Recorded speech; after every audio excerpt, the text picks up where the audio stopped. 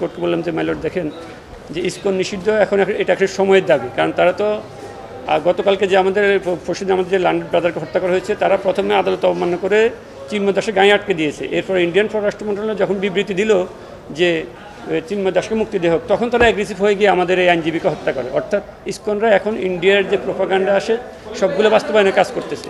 হিন্দুদের জন্য মন্দির আছে, তাদের গুরুকুল আছে, তারা শিক্ষা নেবে গুরুকুল থেকে এবং প্রার্থনা করবে মন্দিরে।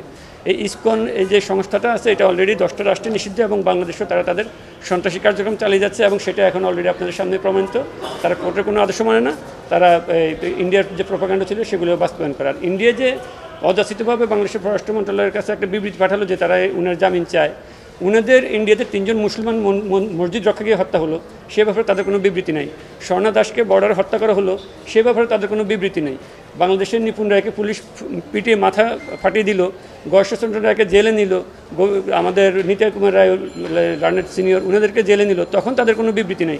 কিন্তু ইসকনের ব্যাপারে উনাদের একমাত্র ইন্টারেস্ট হওয়ার কারণ হলো তারা তাদের প্রত্যেকটা প্রোপাগান্ডা ইসকনকে দিয়ে, অর্থায়ন দিয়ে, অস্ত্র দিয়ে, বুদ্ধি দিয়ে সহায়তা করে বাংলাদেশটাকে অস্থির করে রাখছে। বসুন্ধরা ট্যাবলেট এখন আরও উন্নত। এই হট এয়ার থ্রো টপশিট দ্রুত শোষণ করে সোনামণিকে দেয় কোমল অনুভূতি।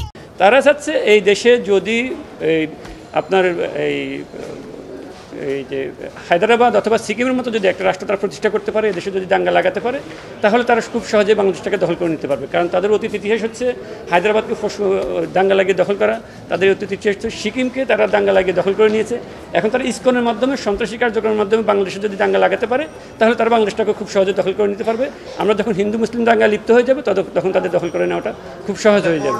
এখন আমিও যেভাবে কথা বলতেছি বিকেল পর্যন্ত আমিও নিরাপদ থাকবো না, এটাও কিন্তু আসলে এখন বাবার সময় হয়ে গেছে। কারণ কালকে যেহেতু তারা চট্টগ্রাম ইসকনের বিরুদ্ধে কথা